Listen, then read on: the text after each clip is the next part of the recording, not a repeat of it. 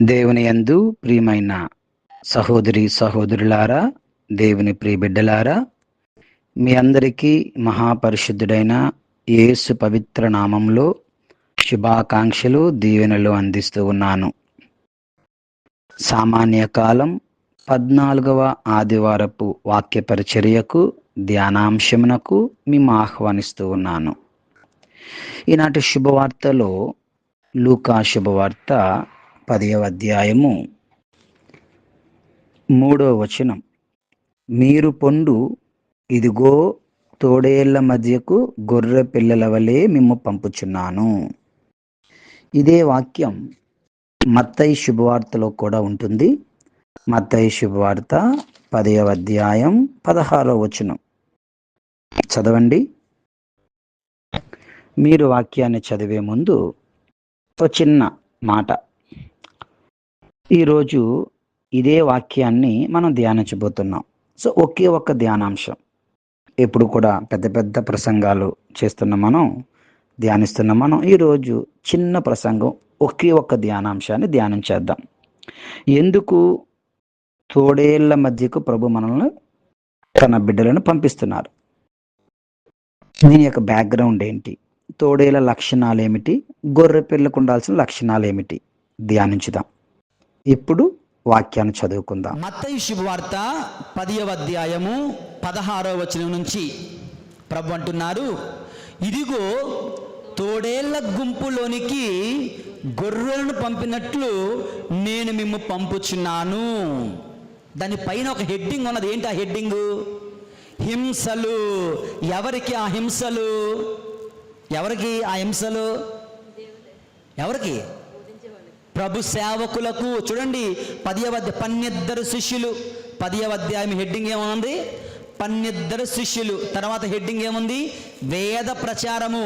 తర్వాత హెడ్డింగ్ ఎవరికి ఉంది? హింసలు. తర్వాత హెడ్డింగ్ ఏముంటుంది? ఎవరికి భయపడుట. ఇదంతా కూడా ప్రభువు తన శిష్యులకు, తన సేవకులకు, మన మాటలో చెప్పాలంటే ప్రస్తుత గురువులకు, దైవ సేవకులకు తెలియచేస్తూ ఉన్నాడు.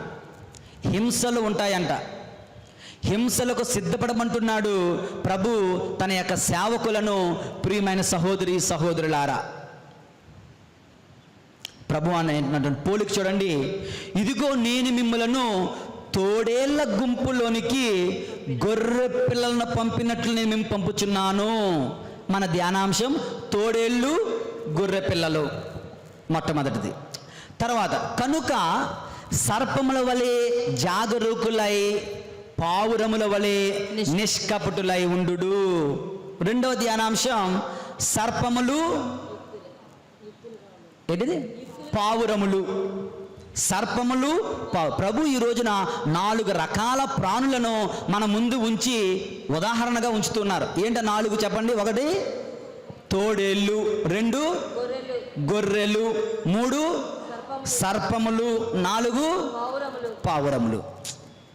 ఏంటిది చూద్దాం. తోడేళ్ల గుంపులోనికి గొర్రెల వలె మేము పంపుచున్నాను అన్నారు కదా. తోడేళ్ల గుంపులో గొర్రె పిల్లలకేం పని చెప్పండి? తోడేళ్ల గుంపులో గొర్రె పిల్లలకి ఏం పని? ఏదో ఉంది పని. ఏంటా పని అంటే, ఒక సంఘటన చెప్తాను దేవుని యందు ప్రియులారా. పునీత డాన్ బాస్కో జనవరి 31వ తారీఖున ఆయన పండగ కొనియాడతాం. ఆయన సలేషియన్స్ ఫాదర్స్ స్థాపించినటువంటి ఆయన వ్యక్తి. ఆయన చిన్నప్పుడు జానీ అనే సినిమా కూడా ఉంది. తరుణ్ అనే హీరో చిన్నప్పుడు యాక్ట్ చేశాడు డాన్ బాస్కోగా. ఆ పేరు, దాని పేరు జానీ. సినిమా పేరు జానీ. చాలా బాగుంటుంది. అది క్యాథలిక్ మూవీ. ఈ యొక్క జానీ అనే మూవీలో ఏముంటుందంటే, జాన్ బాస్కో అనేవాడు చిన్న పిల్లవాడుగా ఉంటాడు. అతనికి ఒక కళ వస్తుంది. ఆ కళలో, దర్శనంలో ఆయన ఏం చూస్తాడంటే, పెద్దగా కొంతమంది రౌడీ మూక కుర్రవాళ్ళు అందరూ కూడా 10, 13, 15, 17 శాతం కుర్రవాళ్ళు, వీళ్ళందరూ కూడా ఒక పెద్ద రౌడీ మూకలాగా ఒకరినొకరు కొట్టుకుంటూ, బూతి మాట్లాడుకుంటూ, తిట్టుకుంటూ చేస్తూ ఉన్నారు, కొట్టుకుంటూ ఉన్నారు. ఈ జానీ అనే కుర్రవాడు వెంటనే వాళ్ళ మధ్యకి వెళ్ళి ఆపండ్రా ఆపండ్రా ఆగండ్రా ఆగండ్రా అంటూ చెప్తుంటే ఎవరు వినటం లేదు. వీడికి కోపం వచ్చేసింది. వీడికి కోపం వచ్చి వీడు కూడా వాళ్ళతో యుద్ధం చేస్తూ ఉంటాడు, ఇతను కూడా వాళ్ళతో ఫైటింగ్ చేస్తూ ఉంటాడు. వెంటనే ఆ దర్శనంలో, ఆ కలలో ప్రక్కన ఒక మరియ తల్లి దర్శనమిస్తుంది. మరియ తల్లి కనిపిస్తుంది. మరియ తల్లి జానీ అని ఆ బిడ్డను పిలిచి, ఇలాగున్న వ్యక్తులను నువ్వు ఇలా మార్చాలి అంటుంది. ఇలాగని చూసారు, అక్కడ గొర్రెల మంద ఉంటుంది. గొర్రెల మంద తోడేళ్లలాగా ఉన్నటువంటి ఈ పిల్లలను తోడేళ్ల వలె క్రూరులుగా, మూర్ఖులుగా, హింసతో, కొట్లాటలతో, బూతి మాటలతో జీవిస్తున్న వీళ్ళను, ఈ తోడేళ్లను గొర్రెపిల్లగా మార్చాలి. అలా మార్చాలంటే ఫైటింగ్తో కాదు, ప్రేమతో మార్చాలి అని చెప్పి మరియ తల్లి ఆయనకు చెప్పడము, అప్పుడు ఆ యొక్క దర్శనం అయిపోవడం జరుగుతుంది. ఇది మీరు యూట్యూబ్లో కొడితే చక్కగా ఈ దర్శనము ఇవన్నీ కూడా మీకు అందుబాటులో ఉన్నాయి. దేవుని యందు ప్రియులారా, ఇందులో ఏది అబద్ధం కల్పితం కాదు, సత్యం నిజమంతా. గొర్రె పిల్లలకు తోడేళ్ల గుంపులో పని ఏమిటి అంటే, గొర్రె పిల్లలు తోడేళ్లను గొర్రె పిల్లగా మార్చాలి. గొర్రె పిల్లలు తోడేళ్ల వల్లే ఈ మార్చే ప్రక్రియలో కొన్ని తోడేళ్ళు కాటు వేస్తాయి, మాటు వేస్తాయి, హింసిస్తాయి, గాయపరుస్తాయి, తప్పదు. మరి ప్రియమైనటువంటి సహోదరి సహోదరులారా, ఎవరి తోడేళ్ళు ఎవరి గొర్రెలు? మన అందరం అనుకుంటాం మనం ఎవరైనా తోడేళ్ళమా గొర్రెలమా? తోడేళ్ళు అంటే ఎవరైనా ఊరుకుంటారా? ఒప్పుకుంటారా? ఏమో, నువ్వు తోడేలువా నువ్వు గొర్రె పిల్లవా అది నీకే తెలియదు, మాకు తెలియదు. అది మనందరం నేను గొర్రె పిల్లనే, నేను గొర్రె పిల్లనే, నేను గొర్రె పిల్లనే అనుకుంటాం. Maybe, may not be. మరి తెలుసుకోవాలంటే ఏం చేయాలా? గొర్రె పిల్ల వ్యక్తిత్వం లేదా తోడేళ్ల వ్యక్తిత్వం చూద్దాం. ఇది కోఇన్సిడెన్సో యాదృచ్ఛికమో ఏమో తెలియదు, కానీ ఈ మధ్య కాలంలో ఒక వారం రోజుల క్రితం నాకు తెలియకుండానే యూట్యూబ్లో ఒక చిన్న వీడియో, 5 నిమిషాలు 6 నిమిషాల వీడియో చూశాను. ఏంటంటే, హౌ నేషనల్ జియోగ్రాఫిక్ ఛానల్లో యానిమల్ ప్లానెట్లు ఉంటాయి కదా, అందులో ఏంటంటే how the wolves attack the animals.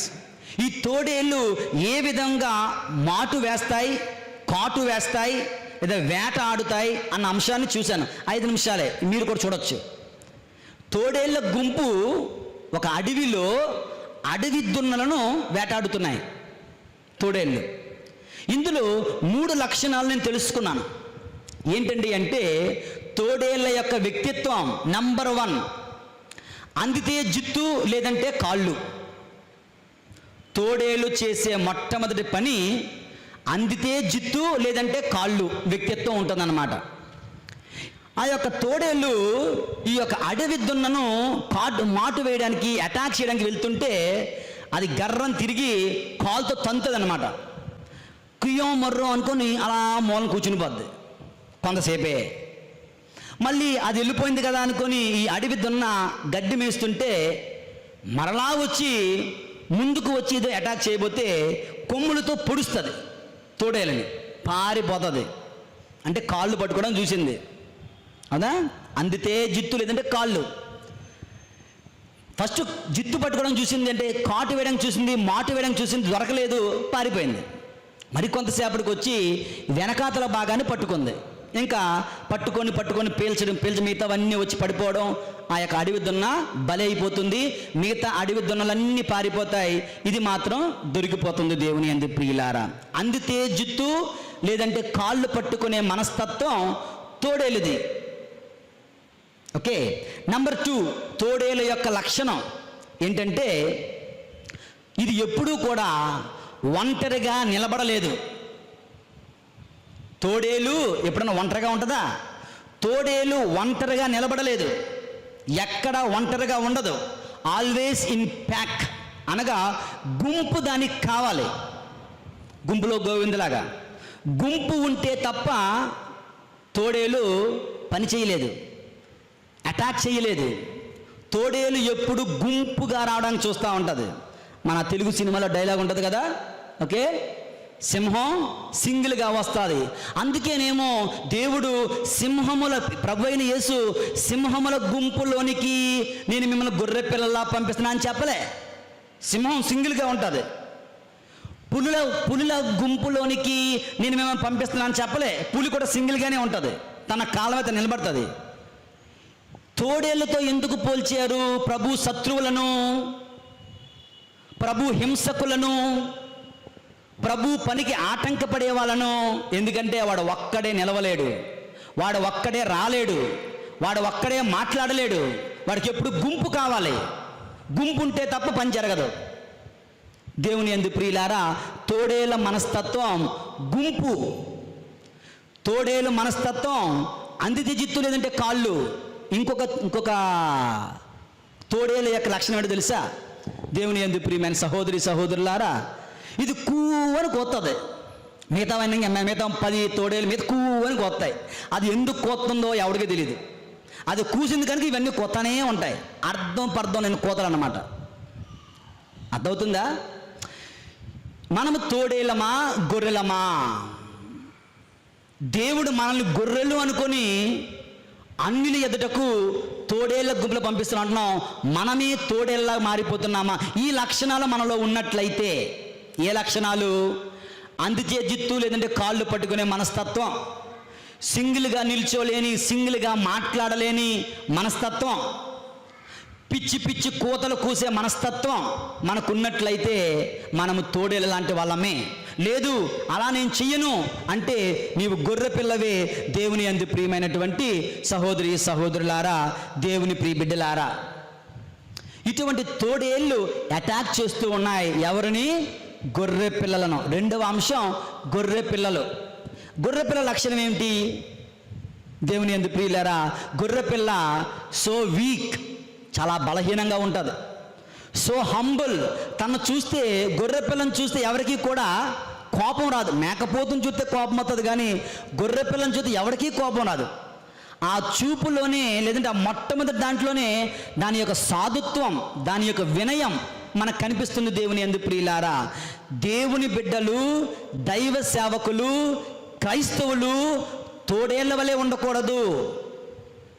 క్రైస్తవులు అన్నవాళ్ళు గొర్రె పిల్లల్లాగా ఉండాలి. సాధుత్వం కలిగి ఉండాలి, మృదుత్వం కలిగి ఉండాలి, వినయము కలిగి ఉండాలి. ప్రియమైన సహోదరి సహోదరులారా, గొర్రె పిల్ల మీద అటాక్ చేసినప్పుడు గొర్రె పిల్ల ఏం చేస్తుంది? ఏం చేయగలదా? ఫైటింగ్ చేస్తుందా? తిరిగి వెనక్కి ఫైటింగ్ చేయలేదు. అది తిరిగి ఫైటింగ్ చేయలేదు, నిశ్శబ్దంగా ఉంటుంది. కానీ ఒకటి గుర్తుంచుకోండి, గొర్రె పిల్ల మంచి కాపరి కోసం చూస్తుంటుంది. The sheep hopes in the shepherd, the sheep trusts in the shepherd. కాపరి యందు నమ్మకం ఉంచుతుంది ప్రతి గొర్రె పిల్ల. నా కాపరి నాకున్నాడు కనుక నాకు భయము లేదు అనుకొని హాయిగా గడ్డిని మేస్తూ ఉంటాయి. ఏ కష్టమైనా, ఏ నష్టమైనా, ఏ పులైనా, ఏ సింహమైనా, ఏ తోడేళ్ళైనా, ఏ నక్కైనా రావచ్చుగాక, నా కాపరి నన్ను కాపాడుతాడులే అన్న ధైర్యం ప్రతి ఒక్క గొర్రె పిల్లకు ఉంటుంది. మనము కూడా మన కాపరి, మన మంచి కాపరి ఆ ప్రభుని యందు నమ్మకం కలిగి ఉండాలి. ఆ ప్రభుని యందు శరణు వేడుకొని ఉండాలి. ఆ ప్రభు కాపాడుతాడు అన్న ధైర్యం కలిగి ఉండాలి. దేవుని యందు ప్రియమైన సహోదరి సహోదరులారా, ఇప్పుడు చెప్పండి, క్రైస్తవ సమాజములో, సొసైటీ, మానవ సమాజములో హౌ ఆర్ వి లివింగ్? మనం ఏ విధంగా జీవిస్తున్నాం? గొర్రె పిల్లల వలె జీవిస్తున్నామా? గొర్రె మంచి గొర్రె పాట ఉంటుంది కదా, ఏంటది? చిన్న గొర్రె పిల్లను నేను యేసయ్యా, నేను చిన్న గొర్రె పిల్లను, నేను గొర్రె పిల్లలాగుంటున్నానా? యేసయ్య గొర్రె పిల్లలాగుంటున్నానా? సాధుత్వంతో ఉంటున్నానా? వినయముతో ఉంటున్నానా? హాని చేయకుండా ఉంటున్నానా? హాని చేసేవాడిగా ఉంటున్నానా? తిరుగుబాటు చేసేవాడిగా ఉంటున్నానా? అయితే దేవుని యందు ప్రియులారా, తోడేళ్ల వలె మనం జీవించరాదు, గొర్రె పిల్లల వలె మనం జీవించాలి. ఆత్మవంచన చేసుకుని బ్రతకొద్దు. ఓకే, పనికి రాని పిచ్చి లాజిక్లు తీసి తెలివైన వాణ్ణి అనుకోవద్దు. నీ తెలివి మాయల్లో నిన్ను నీవు, నీ ఆత్మను నీవు, నీ కుటుంబాన్ని నీవు నాశనం చేసుకోవద్దు.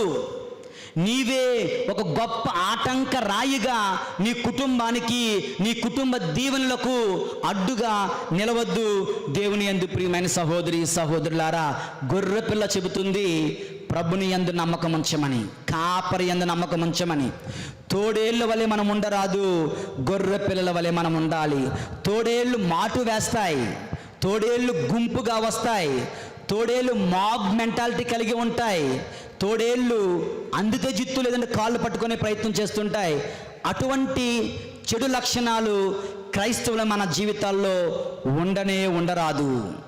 ఎటువంటి ఉండాలి? దేవుని మంచి గొర్రె పిల్లవలే ప్రభుని యందు నమ్మకముంచి ఆ ప్రభు చిత్త ప్రకారము నడిచే వ్యక్తులుగా, ఎవరికి హాని తలపెట్టని వ్యక్తులుగా మనం ముందుకు సాగాలి. ప్రియమైనటువంటి సహోదరి సహోదరులారా, దేవుని బిడ్డలారా,